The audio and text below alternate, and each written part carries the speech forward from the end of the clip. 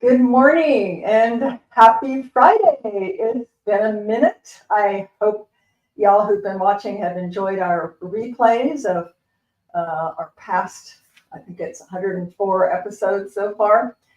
We're happy to say we're now on Spotify and LinkedIn, Instagram, Facebook. What else am I missing? Of course, YouTube. You're going to want to stay tuned to this episode because I'm going to not only help you fight inflation with a huge bonus discount for anyone who sends me an email on paint and stain for Sherwin-Williams, but you're going to get some valuable information that we are going to share with you on color and how color affects not only our interior spaces in our homes, but our interior head spaces as well, i.e. the psychology of color. So if we haven't met, I'm Kat Troulinos, Ta-da by Kat, CEO and visionary, Next Level Staging and Design, helping you live by design. And our motto is to live in the rhythm of possibility.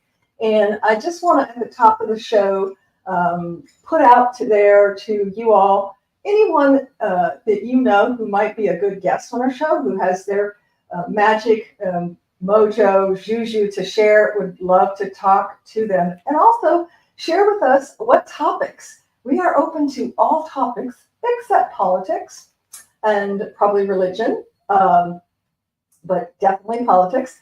But we have had conversations regarding interior design, color, real estate, sex, you name it. So drop a note if there's a subject that you'd like us to chat about and share with you, Jeff and I, Jeff being my illustrious co-host, my miracle online of 25 years, and business partner.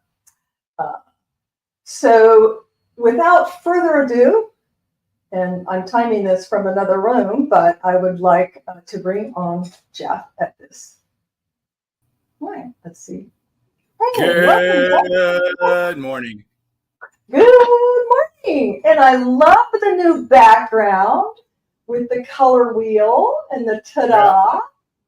Yeah. You know, Jeff with that. Just for today. Is it just for today? Yes, okay. It's for the color episode. For the color wheel episode, but I like the one you did earlier when we were testing. I think we should integrate that somehow.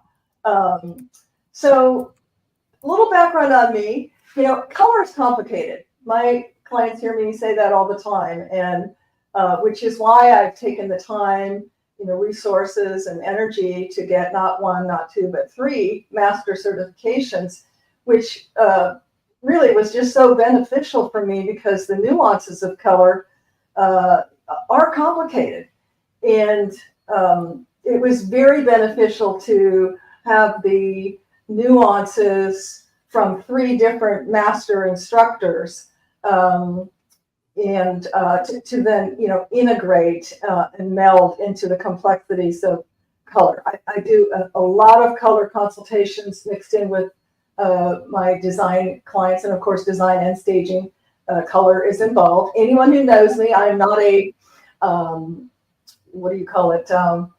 not a bowls of oatmeal gray on gray staging professional. I love color, and I think one of the main reasons why I love color is because I am confident. In fact, the first training, Joanne Lynette Weary is, confident color system is what we were taught. And that's really says it all, because I think many of us who have an inclination, kind of a basic talent for color design, then in getting an education or a credential, it just takes that level up and really allows you to broaden your your color spectrum, no pun intended, much more. In fact, I want to start with the first slide here. I never met a color I didn't like. In fact, this is a slide from Joanne's Confident Color System. If you're out there and you want to learn more about color, I took it in person at a ICOS conference right after the conference, but I believe Joanne has those color courses also online. Excuse me. Color can be tricky when you're trying to do it online. I often have to share with clients, that I'm going to send you some renderings. If they need to have renderings, then my assistant creates renderings. If this is digital, I mean, even the cards, when you go into the paint store, the card, they've got artificial lighting. We'll talk about that later, how lighting affects color. But you can only do so much putting it digitally, printing it on paper. There are so many elements that affect color when you get into the actual home, whether it's exterior or interior. And then, of course, excuse me, based on what direction does the home face, is there foliage out there, what type of foliage, all of that, because color likes the party and it doesn't exist in a vacuum. So we have to take everything into consideration, including what I call fixed elements when we're doing the interior of the home or the exterior. If there's brick, I did one yesterday where the brick is staying. So we had to look at those various colors within the brick to make sure that we came up with something that complemented and completed the look, changing the look, completed it, but did not compete. And we'll talk about that later, how it's, one of the biggest mistakes I see a lot of flippers and investors make in choosing the wrong color temperature is usually the biggest mistake that I see. So, Jeff, before I go into this next slide, and I've edited this presentation so that it's not geared towards staging, because I really want to talk about how color affects our emotions. Was there anything that you wanted to interject before I go to this next slide? No, go ahead. Okay. So, many people, are, excuse me, aware that, red is passionate, it's dramatic, it's energizing. You see it, of course, it gets your attention in marketing and advertising. So, that's going to create that emotion and even action. Blue, no doubt, is calming. It's relaxing, it's refreshing, it's tranquil. In fact, studies show that blue is the most liked, blue and green actually, is the most liked color for humans. And there's no surprise there. The sky is blue most of the time. The ocean is blue most of the time. And of course, skipping down to green, it's cleansing, it's renewal, it's growth, it's earth, it's trees, it's grass. So I don't think it's any big surprise that, if you want to emote those types of feelings in your space, that you may want to integrate the greens and the blues. Yellow is warming, cheerful, uplifting. However, we had a study done not too long ago that you'll lose money if you do your kitchen yellow, so you may want to skip doing the kitchen yellow. Doesn't mean you can't have yellow in your space. If you do the break up the color, have two main colors and some accent colors.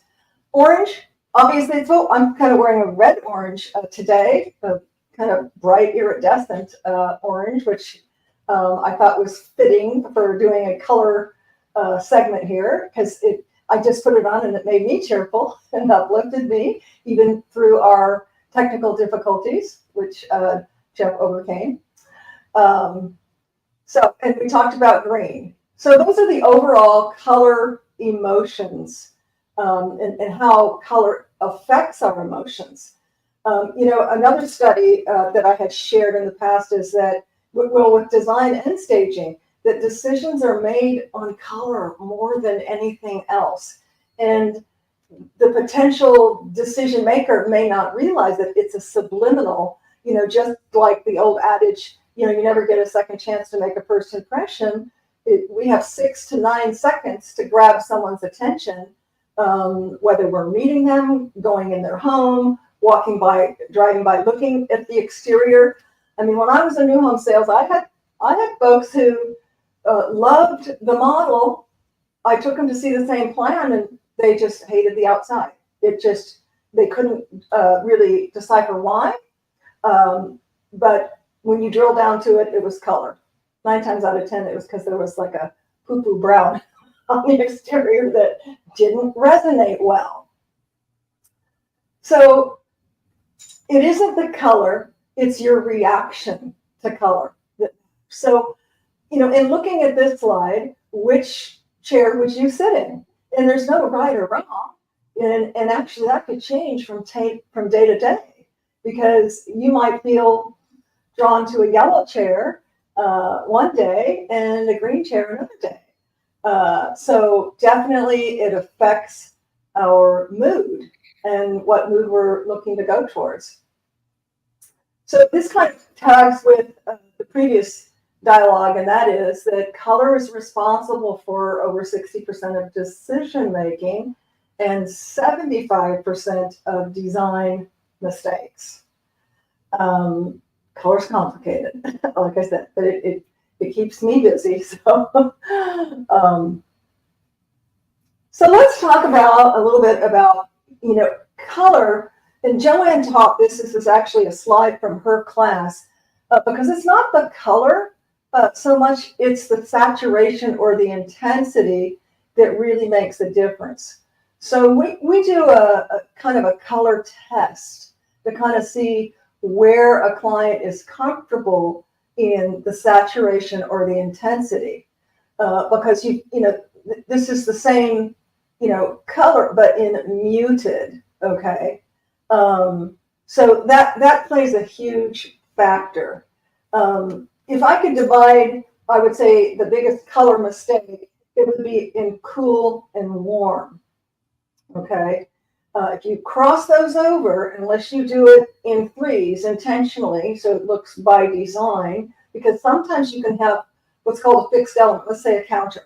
It was looked at one yesterday. It had cool and warm colors and kind of an older granite that you see, but we wanted to up-level other parts of the area it was surrounding. So in that case, you just have to go with something that plays well with cool or warm. Biggest mistake I see in a lot of flippers is they just go in and go, well, we're seeing it fade off, but the gray. Oh, let's just do a gray. Everything's gray, which that's kind of passe at this point. But they would pick a cool gray with warm elements, and it just looked like, this doesn't quite look right. But they couldn't really put their finger on it, and the reason is because they went out of the temperature line and crossed that line. So warm and cool, you want to look at warm and cool.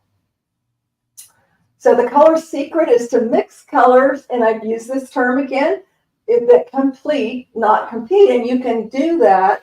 The biggest factor, like I said, is to stay in the color temperature, the correct color temperature.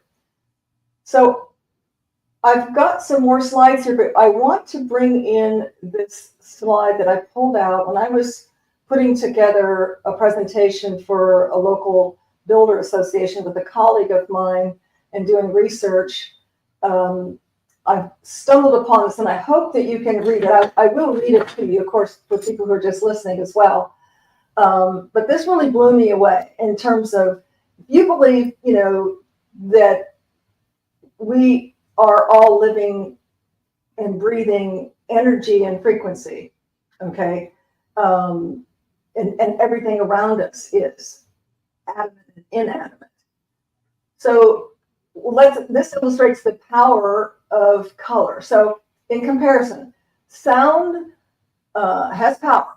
The human ear has a range of 16 to 40,000 vibrations per second. That's sound. We all know how powerful sound is in music, etc. Now let's take that in comparison to light and color. The light and color go hand in hand, and you'll hear me talk about that. That color will affect dramatically how the color plays, how it reads. So light and color are at a 500, now get this, 500 billion BPS. as opposed to up to 40,000 vibrations per second. That frequency and energy, whether you realize it or not, that's what we all are. Light and color are at 500 million vibrations per second. Well, gosh, there's no surprise then, is there, Jeff, why color is a driving factor in changing our moods and having us make decisions? Would you agree with that? Yes, as a matter of fact, that the frequency for sound has a matching color, but they're vibrating at a much different speed. So although they are one visual, one being auditory, they function similar. And the research that I've done came off rainbow music over in Australia. And I'll share this with everyone just to kind of give you an idea. We know standard A tuning in the world right now is 440 hertz. Okay, so that means it's 440 vibration, right? Right. And hertz. When you look at how irrelevant to color of that, the A440 is in red color. And the hertz, however, it's in 400 to 484 THz. That T stands for billion. So in sense of light vibrating, the frequency is much more in sense of frequency and the beat of how fast it's vibrating compared to auditory, what we receive from the ear. But it's very comprehensive. The 7 notes that works with the colors, the transitional colors. I don't know, Kat, you want to talk a little bit about transitional colors? The same 7 main colors is also what we see in the chakra, right? 7 right. main. I'm gonna add here. Yeah, right now the okay, main colors. there you go. Yeah, and the color meanings.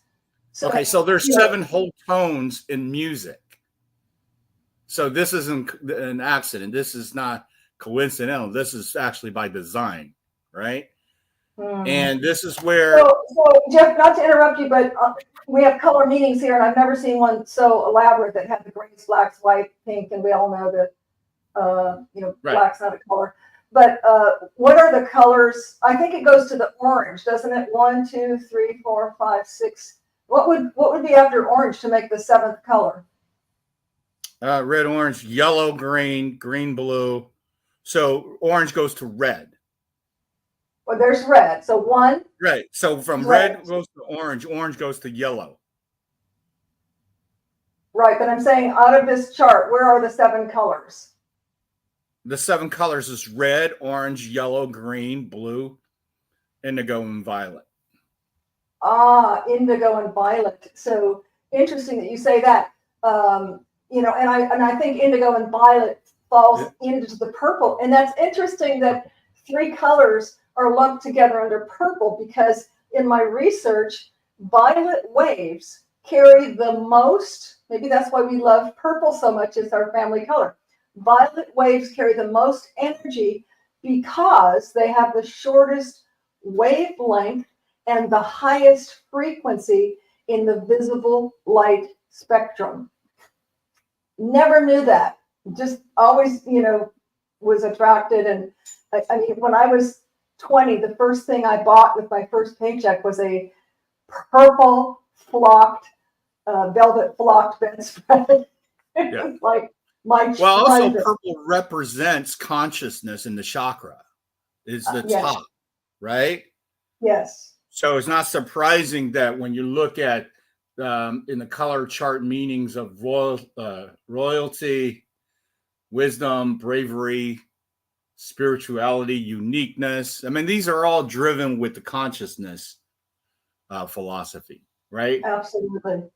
And when you look at red, which is the bottom, the first of the chakra, that what we in Qigong call the stove, the belly, right? Its passion is the confidence, the energy, the rage, the danger, even though it says that in the color meanings, but we all know that the red is the ultimate animal instinct. All right. It is the most primitive, the sexual drive. The sex drive comes from the red. So Primal. that's the Yes. very bottom of it. It's primal. Absolutely. Yeah. I was happy to see that they included white, which obviously is purity, simplicity, neutrality. Right. But one color in my research that I pulled up, Jeff, that I thought was very interesting.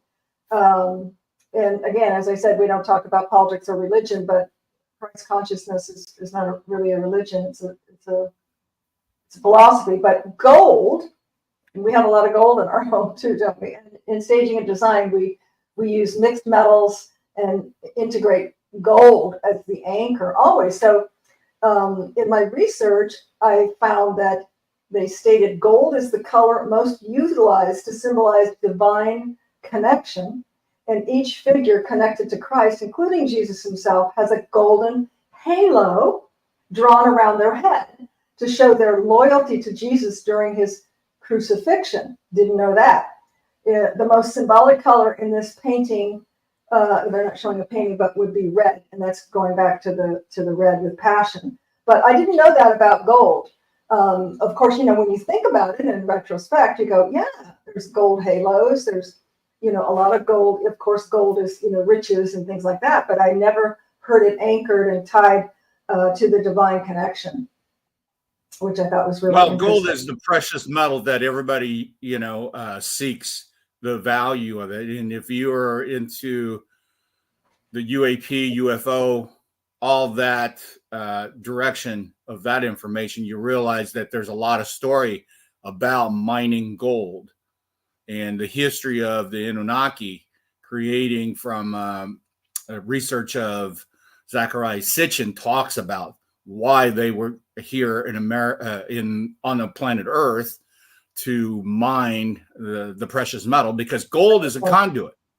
Gold is used, prevalent through our technologies, especially in transference of energy and information. So evidently, gold is also a capability to repair a destructive atmosphere in a solar system. So these are all research done by Zecharia Sitchin out of the Sumerian tablets. This is very far away, but I also recognize gold is an alloy. So therefore, in sense of color, it doesn't really have color. You know what I mean? It's a different energy. Well, in the metallic sense, yes. When you get into the color wheel, of course, then we talk about golds. They fall, in this realm in the color wheel, which is your oranges and your yellows, etc. Right. I think this color wheel really works sympathetically with the universe, with the chakra. I mean, if you look at also the chakra works with the rainbow, right? Yep. And the rainbow is the light that gets filtered, if you will, through the ultraviolet rays. How we look at white light. Once you filter that in certain frequencies, you'll see the 7-color divide. Yes. And there's a lot rainbow, right? When we see a rainbow, that's actually what's happening. Yeah. So there's a lot of things that goes on with the actual color, and I think there's 2 separate groups in regards to the metallurgy versus the primary colors that works with what we exist in: emotions, energy, frequency. The chakra of all of us, in sense of unity. Absolutely, because it is a conduit, and that's what I thought was really interesting when I pulled up this page, that they call it a color. Gold is used to symbolize the divine connection. We think of it, more that kind of gold as a precious metal, which we do use in our interior spaces, but I never heard it really referenced and pointed out to the divine connection. So I thought that was very interesting. Logically, it seems like it makes sense, doesn't it? If it's a conduit, and then a conduit to the divine, absolutely, and the halo to the divine connection. I mean, right. It just makes perfect you have to look at also the ritualistic and the traditions of so many civilizations. I mean, all the way back to Egyptians. Why is it such, use of the gold, right? Yep. In regards to almost everything they have in royalty, in the pecking order of their society. And this goes all the way to South America as well. South America has a lot of gold representing. One of the things that most people don't know about is, of course, is Africa. Africa has a rich, so-called civilized history using metallurgy and as well as the unity of the people in their growth. What I think happens somewhere, somehow between the last several hundred years, that they start to stifle that. And that's why we don't hear much when we talk about gold, we talk about energy and so forth. You get the pyramid from Egypt, right? You get also the pyramid down in the south, but nobody ever talks about anything else in regards to the energy of it. But there, make no bones, all 7 continents has pyramids, and they all generate energy. That is the purpose of it. And it aligns. Yeah, and we can harness that energy because we are co-creators with Source. We're going to skip to something a little more pragmatic here now with this next slide. If you're looking to sell or dwell and up-level your space, this one was done actually, just a couple of years ago. Many of you may have the Judge's molding with, outdated coloring. So you want to neutralize. Many people know that. It doesn't have to be stark white. I think a lot of people are getting really tired of, just everything is just white, which even white can be complicated. I had a client not too long ago say, yeah, I need help with this room and that room and that room, but the rest of the house is going to be all white, so I'm good with that. I said, do you know how many shades and color temperatures of white there are? We might want to start with that. So, but definitely this is an obvious one that we can neutralize, which is exactly what we did to get this whole house sold. We updated it with some on-trend furnishings. And just a quick little tip for you homeowners, when you've got the Judge's molding, we've got it, I don't know if you can see it back here. Yeah, right here. So just rather than rip it off, then you've got to repair the whole wall and re-plaster it, etc. Just paint it all the same color and it will disappear. And so that's your first handy tip for the day. This is the same home. Again, just dated, beautiful, beautiful home, picture windows, lots of molding, etc. But just dated and not really warranting the 1.4 million that it was asking for. This is one of my favorite pictures because it's in Barb Schwartz's book, Staging the World, at the top of one chapter. So if you're interested in staging, want to hear about 100 different staging professionals' backstories, pick that up on Amazon, Staging the World. But yeah, so this just made, as you can see, taking down the drapes, heavy drapes, and swapping it out with something more contemporary. Even though, the counters are still, not the most updated, but that's not what you look at, when the power of paint and staging is just incredible. So another little tip on color is you want to triangulate. I love that word. Color, you want to create a triangle. So what does that mean? North, south, east, west. We won't go into the function, power, skyline, but basically you want to, it keeps your eye moving. So if you walk in and there's just a heavy floral on the coffee table and no other color, you're shrinking the room. Your eye goes to the coffee table. So you want to triangulate at least in 3 directions, your function, your power, and possibly your skyline, to illuminate the space and make it look larger. I can't even read this. I think this is talking about putting color in different angles. Now, my taste, I think this is a bit much, but the illustration is to really have your color at least 3 places, so it looks intentional. If not, it looks like you have too much color and you kind of just did it haphazardly. So this is just reiterating, you don't want to use a chair rail as an accent. That will date. Accent walls are dated. It can date the space. Now, this could be, a fun teenage room. I think it wouldn't be too bad with the black and the pink for a teenage room. But you can't see too much because of my beautiful angel wings. But this is an actual accent wall. The rest of it is, I think it's gossamer veil. But it's not, it's not a drastic shade. So it kind of frames my desk and where I do my podcasts. So it's not like, if that's the first thing you notice when you walk in a room, it's probably too much. Oh, well, we're going to have a door prize, but it's not time for that yet. And actually, it's not a door prize. Each and every one of you will receive this if you stay tuned to hear how to get it. And I'll tell you what it is in a minute. So